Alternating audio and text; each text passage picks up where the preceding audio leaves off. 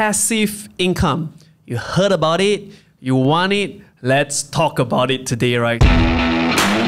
Everybody want passive income. Money drop from the sky. Sleep and make money. There's nothing I found which is truly passive. It's kind of like an illusion in marketing language. Fall into this kind of like guaranteed return scheme. Yeah. Oh, we do not endorse Facebook share now. Facebook sucks.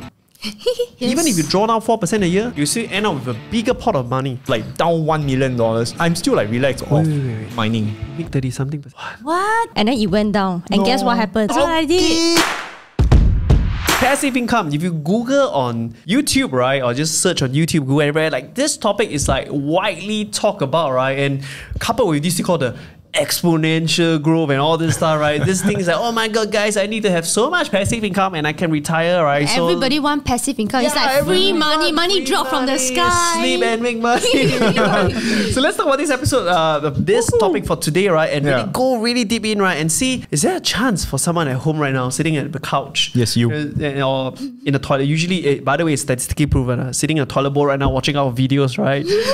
You know, is there a chance for them to make some passive income, right? And share our perspective on this as well. But let's start from the word passive income. Everybody, even us, if you don't define clearly what's passive income, then it's going to be a hard journey ahead, because people might say some funny stuff. People might say network marketing, MLM is passive income. You get it? All these fun things that come in. Apologize for MLM, but no apologies. Anyway, so let's go. So what is passive income to both of you guys? What is passive income? Joey, I realized at such a young age, you have a property, right? Not that young, but then yeah, I look young. To me, what is passive income? I started off like wanting to earn passive income like anyone else. So passive income to me is like free money drop from the sky. I don't need to do anything. I just lie down at home and do anything that I want to do, and then money will just keep coming into my account every month. So that was me, and I started off from there, and hence I started with property investment. Basically, it's very simple, right? So you buy a good property, you rent it out. If the rental can cover all the monthly expenses, then every month you get positive money coming in. So that's passive income. After many years in this like industry of wealth, I don't register passive income in my head anymore, because there's nothing I found which is truly passive and you cannot not watch it. Like you just can't live, like just not care. Maybe you cannot care for 1 year, but even if it's a property, you still need to manage the property. Even in stocks, you need to you also keep monitoring. If not asking you to check the share price every day, but at least monitor the company is doing fine. Nothing is truly passive. We got down that rabbit hole. Everything takes time. Even if you build a network marketing team, MLM, it takes time to groom the team member. How the hell is that passive? You get it, right? But of course, there are something that have higher leverage in time, which is what people consider as passive. I guess that's the whole topic for today. I think like there's nothing wrong with wanting passive income, but it's what the market is selling this idea to everyone else. What is passive income? It's like you have the money coming down to you free and you without doing anything. But the truth is, no success comes without hard work. Exactly. You need some sort of effort. There's no such thing as free money dropping. I feel that the marketing message is usually quite wrong. Because it's like the industry, the seminar space and all that, right? I mean, you are a landlord. You're a landlord. I'm a landlord. It's nothing passive. Yes, there have been many months there's passive, but there's still that 1 or 2 months we had to put in our active work, right? I mean, to secure the tenant and the stuff. truth is that if you want to find that good property, for you to get that passive income, you really need to do a lot of hard work and research and negotiation to get that right property first. Oh, what about you share about your experience like right now? You just gone through it, right? I'm actually trying to buy a residential property right now, and so have to do a lot of research, and you have to go down to the place to look at the place, and then you have to spend time talking to the agent, negotiating for the right price, doing the research to know what is the right price to buy. But anyway, I got rejected. So you see, I need to reset back, and I need to put in more effort to find the next right property to buy, right? Let me ask you one thing. I feel that right as of property market is overheated right now. It's just so much offers going into the market. Okay, why am I still choosing a property? Because I think that ultimately property is still a very good asset. You hold it, the value will not go to zero. True, yeah. True. So the value will not go to zero. And of course, when I say I go into property investment, I am looking at property that can give me the positive cash flow, and in areas whereby I know that it's easily rented out, so that when I sell it, when there is rental, right, you can fetch a higher price, right? So of course, it comes with a lot of research to find that property before you actually invest in. Not all property is going to make you that amount of money lah. I guess guess it's a more pockets of opportunity kind of conversation. Okay. Like I guess like even in the worst period of time in stocks, there's still pocket of opportunity. But largely as a whole, you cannot just look at property and say, oh, it's boom town, everything's purchasable, right? I think that's the kind of conversation. Yep. Do you feel I think as it's such? very scary right now. You're right, because our property market is actually booming. So it's very easy for people right now. They go into the property market buying at a high price. Yeah. And then not knowing whether when they exit, can the property be selling at a higher price? Yes. Right. So that's the scary part. But so right now when the property market is booming, you should be going into the market to find property that you purchase the same property, right, at a price that was maybe in 2019 before the COVID happened. So what you're saying is, rather than hoping for capital appreciation, buy below valuation property. I mean that makes sense. If you buy below valuation, even if it's set at valuation, right? But now can find Kind of makes sense. You need to put in effort. That's why I say this is not passive. That's the problem. Is you have to go out there and negotiate your way out. Oh. And it's not like, I want to buy a property, it's 100,000 below value, give it to me in my face. You know, it just doesn't work this way. Like you have to go out there and do the work, build the network, build the relationship with the agents and then stuff like that. Yeah. Speaking from a very layman point of view in terms of property, because when it comes to property, my knowledge is not really good. Nah, I think you're okay. You're okay. I know you. I think adding on to that is like, because I guess it's easier because you have the right people around you who is actually practicing it. Yes. So those who are involved in like want to invest in property, I think you can't Google this shit out. You can't. You can't. Half the property data is not accessible by public. It's What? accessible by agency, yes. So that's number one. And the agencies, people might not know how to read it. Secondly, just imagine if you go to a showroom. Yeah. Do you think you're receiving a sales deck or research deck when you go to a showroom? Salesman. But it's presented to you as A research deck. analysis, right? So it's a sales deck. Like, come on, name me a showroom that you go in where the agent tell you, oh, this is a very bad property, man. Buy the one next door, right? I mean, it just don't happen, right? So the fact is that the whole industry is skewed to selling, which is not wrong. I think it's fun, it's fair. But you have to now do your owner's research. And usually when it comes in a community or a group, you know, like you have some networks, right? You kind of know your way in and it's just very scary to just walk in the showroom and expect everything is right for you. Let me just talk a little bit broader about what passive income to me is, right? Passive income literally to me is just sustainable income that you build over time that require lesser and lesser of active work. If you're doing a full-time job and making money, you don't get lesser active work and then the money just keep growing and growing. It's very rare. Unless you're in a good position, you find your way, you snuggle your way in a company, right, where you can just keep working lesser, more money, right? Actually, that's passive income in a way. It's just catching every month, right? So I think it's just about appreciating that you are making moves that have long-term yield that require lesser and lesser effort. You all know I invest in property, so I'm getting like passive income every month. But the thing is, every property that I have, right, the passive income after minusing all the expenses, probably for some property is more. Some on average is only about say a few $100 every month, right? So the question is, this few $100, does it make a difference to my daily life? Does it make a difference?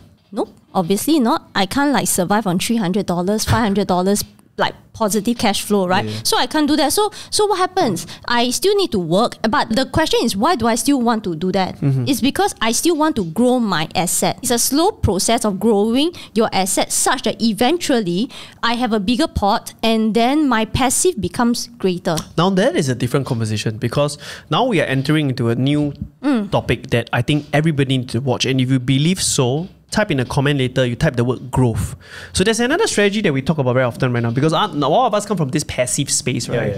But at some point we realized that if I just keep making like $300 a month, right? I mean, it adds up to be 3,000. Not wrong, it's still money, right? But it just adds up to be like 30,000 in like 10 years and something like that. Like it's not going to imagine one change, property right? gives you $500 a month. You get 10 properties, 5,000. It's like, wow, shit, you know, 5,000. And it's not easy to get 10 property, right? Yeah, man. So that's why it comes the second theory that you mentioned earlier in a very methodological way. But let's just use it in a more theory way so people understand. So in short, letting the money grow, let's say buying Tesla stock, is way more efficient than putting in a REIT that's making like 3-4% a year. Yeah. Because effectively, even if a company grows at 10% and you only draw down 4% as your passive income, you are still growing your money exponentially and making more. Yeah, so what Benny is talking about is like, let's say you invest in Tesla and it grows 10% a year. So your 1 million becomes 1,100,000.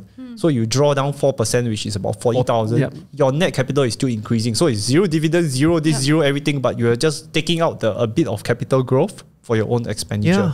And this is the move that I know. We're going to talk about like many opportunities and some things that people can explore, but it must start from this very baseline. Like none of us are pure believer in passive income because it's kind of like an illusion and a marketing language.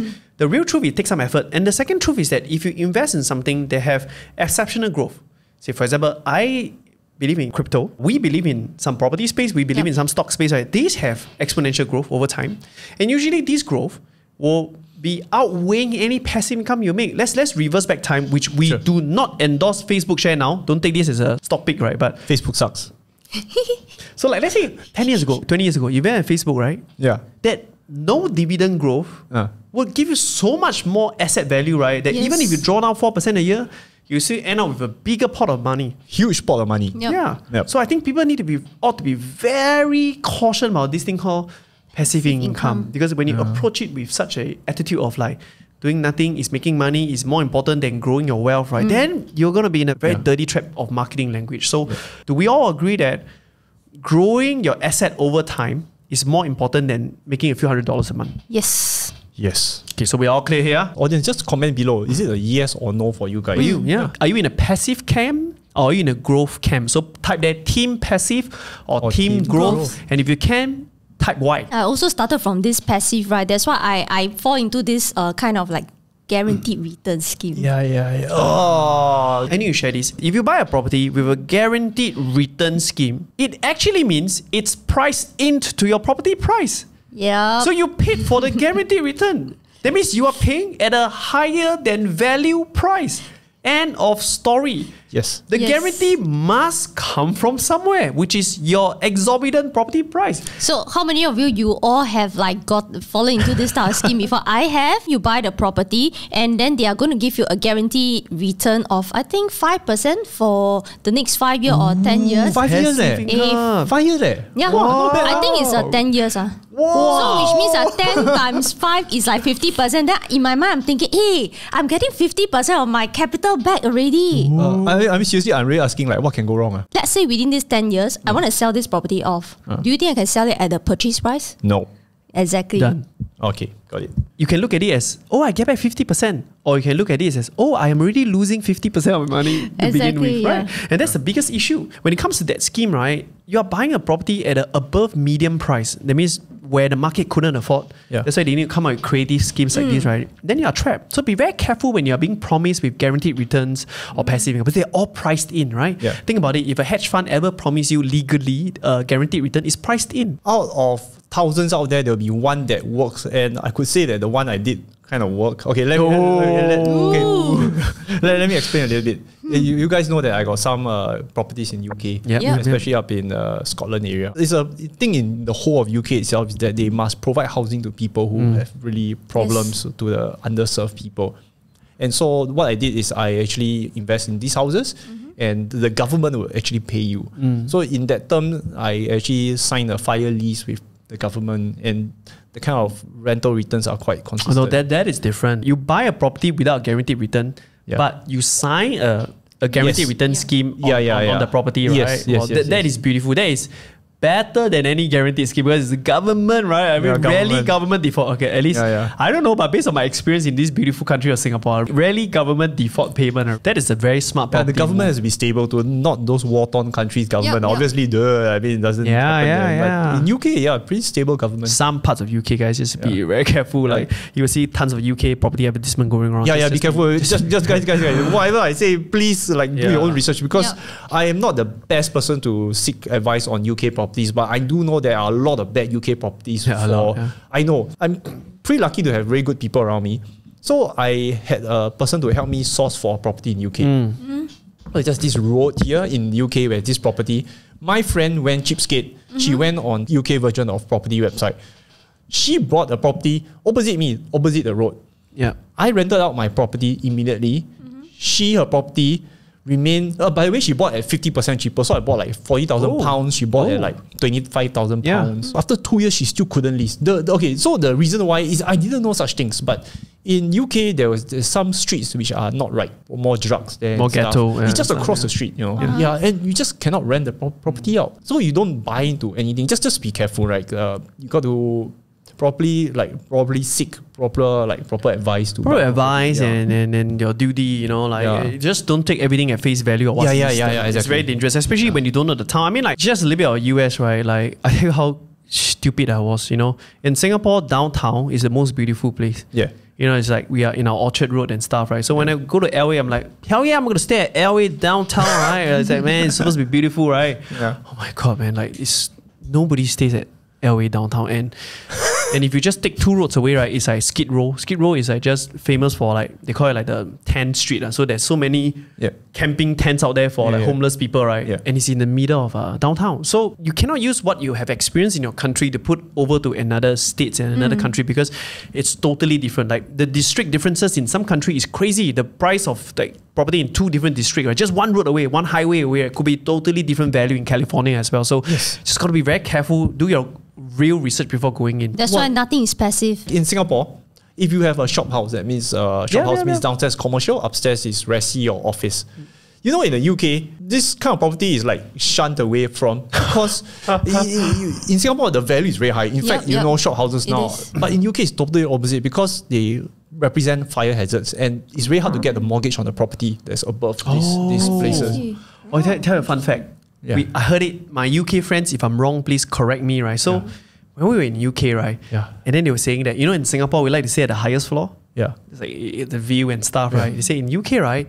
You have a shop house, right? Like a 3-story building. Actually, the helper stays and the servant stays at the roof in the past. So the master stays at the ground floor, right? And then the helper got to climb out the stairs up, right? But in Singapore, it's like the other way around. It's like the helper stays at the ground floor, right? And So again, right, you really need to do the research, right? You cannot use your own perspective of what you know from your own country and apply it to the other country, like what you would have chosen. Like the criteria is totally different when you want to buy the property overseas. The first category of passive income, we talk about income generating assets, right? So our perspective in stocks, number 1, is that actually growth is more important than dividend yield stocks because if it's growing more, you draw out the money is better, right? Number 2 is about real estate. So we have a whole chunk of conversation about real estate, right? I want to jump straight to the third one on income generating assets, which is very interesting. I personally would love to hear from Ken because I am very new in the space. I love NFT. I love crypto. But I always heard that you can rent out your crypto, right, to make some money, DeFi and all this stuff going on, right? So now this new assets is fairly new to maybe many audience at home as well. So they might have some like crypto at home, Ethereum, Bitcoin. Can it actually generate income? And the answer is yes. Let me just simplify this whole process because a lot of people are still wrapping around the head how this works. Yep. So there are a lot of disruptions that are happening along the way. So in this case now, I see crypto is just creeping up. I know this as of this video, Bitcoin is about 60,000. I do believe by the end of this year, will be probably about 200,000. And it will proceed on. Okay, wait, I just want to buy more first. Proceed on to $1 million. I know this space because I'm in this space now. And the thing is, it feels like my Tesla days, where I was investing in Tesla and nobody's like, what the shit this guy is doing, crashing cars and stuff and rockets. But this is what I feel on Bitcoin right now because I'm more involved in the space and to know that I'm an influencer in wealth, I feel it. I feel it with the people around me and I can go deeper than most people because of my connections. This space has just started. It gives me goosebumps to talk about it, but I know that there are a lot that are going to like 20 times maybe this year or maybe like in at least 10x this year. The why this space is so big is because imagine a bank. A bank is a centralized financial system where everything goes through a bank. Imagine everything will go decentralized. That means you are in charge of your own space. You don't need a bank to transact. So this is called DeFi, decentralized finance. And decentralized finance is going to serve the biggest market in the world, which is the unserved. Unserved means people who don't have enough credit score to get a bank account, credit cards and stuff. It's way bigger than it's a way bigger population, right? Yeah. And it's just giving me goosebumps, but because I know that this is going to do really very well in this DeFi space and how you earn cash flow, like passive income from this DeFi space. And do know there's higher risk, that's why there's higher returns, is that you're going to need to find the correct DeFi project. There are a lot of projects that are shit. How these DeFi projects earn money is basically what the banks do. Banks take your money and loan out. So DeFi world, there are many different ways of putting it across. Like, for example, I'm using Cake DeFi. I did some videos on them. Link in the description for your interview in Cake DeFi. Yeah. So I also did 2 videos on them. It's just one of the many platforms. Basically, you can stake your crypto at 30 something % a year. Staking is the act of Wait. mining. You make 30 something % a year? Yeah. Yeah, 37% a year. What? No way. Yeah, so I have 100,000 You there. don't buy property already lah. Waste time lah. No. Okay. This one, on the risk level, that's pretty high. So on top of capital growth, I get 37% on top of my capital growth. So it's mad. What? It's Yeah. 37% on top of the Wait, capital no. growth. Yeah. Tell me the logic. Why? So you know how Bitcoin miners earn money, right? Yep. Because they mine. Yep. You understand mining. So in the proof of stake world is a different where you stake your crypto because you do not want to mine like Bitcoin because it's very energy intensive. It takes out a lot of power.